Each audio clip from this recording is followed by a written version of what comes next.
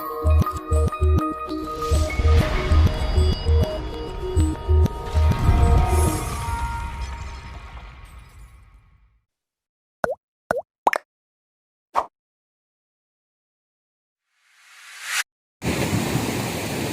పేరిట దేవుని బిడ్డని మీ అందరికీ ప్రేమపూర్వకమైన వందనములు.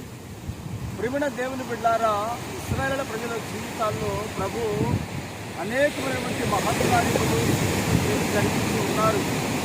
అయితే ఒక రోజున ఇశ్రాయేలు ప్రజలందరూ ఐగుప్తు దేశం నుంచి బయలుదేరి వస్తూ ఉన్నారండి. వారు వస్తూ ఉండగా మోషే వారికి నాయకుడిగా ఉండి ముందు నడుస్తూ ఉన్నారు.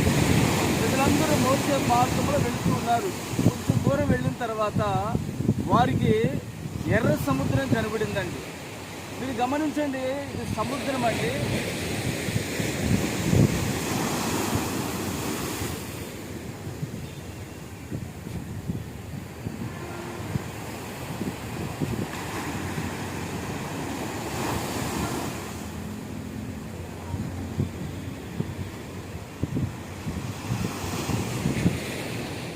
ఇలాంటి సముద్రం కనబడినప్పుడు వెంటనే వారికి దారి కనబడలేదు. వెంటనే మోషే ప్రభుకు ప్రార్థన చేసినప్పుడు ప్రభు అంటారు, మోషే నీ చేతిలో ఉన్న కర్రను సముద్రం వైపు చాపు అన్నాడండి. సముద్రం వైపు చాపి సముద్రాన్ని కొట్టిన వెంటనే 2 పాయలుగా చీలిపోయిందండి సముద్రము. వెంటనే ఇశ్రాయేలు ప్రజలందరూ ఆ సముద్ర మార్గము గుండా పయనమై అవతలికి క్షేమంగా వెళ్ళిపోయి ఉన్నారు. మరి మన జీవితంలో ఈ సముద్రం వంటి శ్రమలు, ఈ సముద్రం వంటి నిందలు, అవమానములు అనేవి మనకు మన విశ్వాస మార్గంలో అనేకమైనవి ఎదురవుతున్నప్పుడు మనము ఏమాత్రము భయపడకూడదు.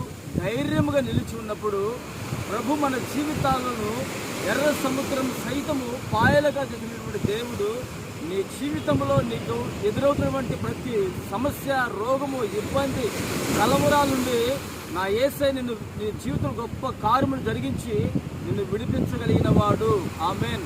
పరిశుద్ధ గ్రంథంలో ఒక మాట మీకు తెలియపరుస్తాను.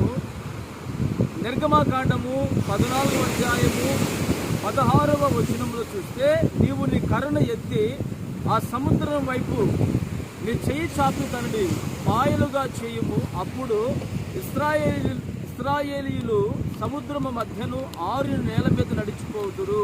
ఆమేన్. చూసారా ప్రియులారా, సముద్రము మధ్యలో నుంచి ఎవరు కూడా వెళ్ళడానికి సాహసించరు.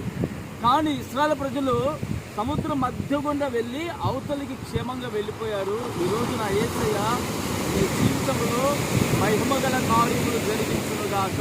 ఆమేన్. ప్రార్థన చేసుకుందాము. ప్రేమగల తండ్రి, పరిశుద్ధుడా, స్తోత్రం చెల్లిస్తున్నాము నాయన.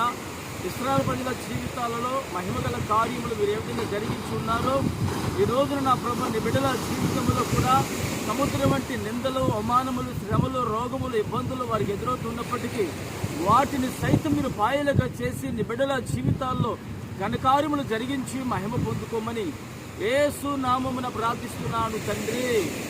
ఆమేన్.